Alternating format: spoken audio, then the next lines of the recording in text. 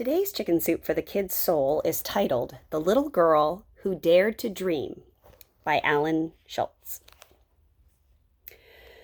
As Amy Hagedorn rounded the corner across the hall from her classroom, she collided with a tall boy from the 5th grade running in the opposite direction. "Watch it, Squirt!" the boy yelled as he dodged around the little 3rd grader. Then, with a smirk on his face, the boy took hold of his right leg and mimicked the way Amy limped when she walked. Amy closed her eyes. "Ignore him," she told herself as she headed for her classroom. But at the end of the day, Amy was still thinking about the tall boy's mean teasing. It wasn't as if he were the only one. It seemed that ever since Amy started the 3rd grade, someone teased her every single day. Kids teased her about her speech or her limping. Amy was tired of it.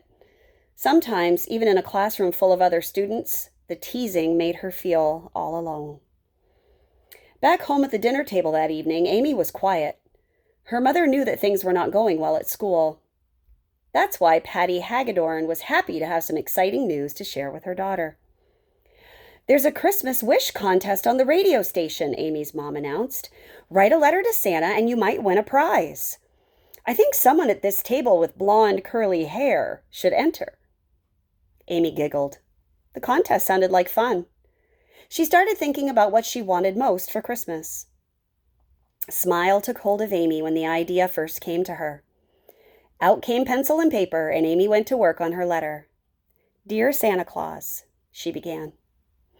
While Amy worked away at her best printing, the rest of the family tried to guess what she might ask from Santa. Amy's sister Jamie and Amy's mom both thought a 3-foot Barbie doll would top Amy's wish list. Amy's dad guessed a picture book, but Amy wasn't ready to reveal her secret Christmas wish just then. Here is Amy's letter to Santa, just as she wrote it that night. "Dear Santa Claus, my name is Amy. I am 9 years old. I have a problem at school. Can you help me, Santa? Kids laugh at me because of the way I walk and run and talk. I have cerebral palsy. I just want one day where no one laughs at me or makes fun of me. Love, Amy." At radio station WJLT in Fort Wayne, Indiana, letters poured in for the Christmas wish contest. The workers had fun reading about all the different presents that boys and girls from across the city wanted for Christmas. When Amy's letter arrived at the radio station, manager Lee Tobin read it carefully.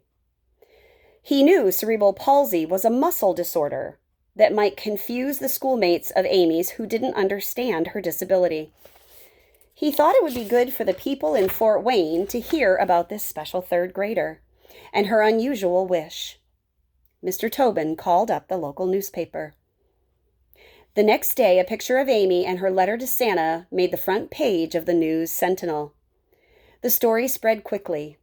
All across the country, newspapers and radio television stations reported the story of the little girl in Fort Wayne, Indiana, who asked for such a simple yet remarkable Christmas gift. Just one day without teasing. Suddenly, the postman was a regular at the Hagedorn house. Envelopes of all sizes addressed to Amy arrived daily from children and adults all across the nation. They came filled with holiday greetings and words of encouragement.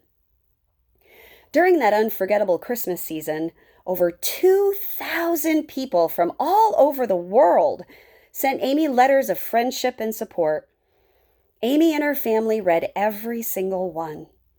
Some of the writers had disabilities. Some had been teased as children. Each writer had a special message for Amy. Through the cards and letters from strangers, Amy glimpsed a world full of people who truly cared about her.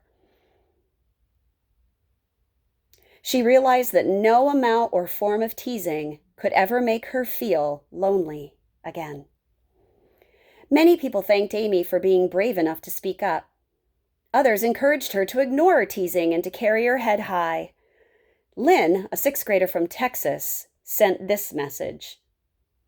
"I would like to be your friend," she wrote, "and if you want to visit me, we could have fun. No one would make fun of us, 'cause if they do, we will not even hear them."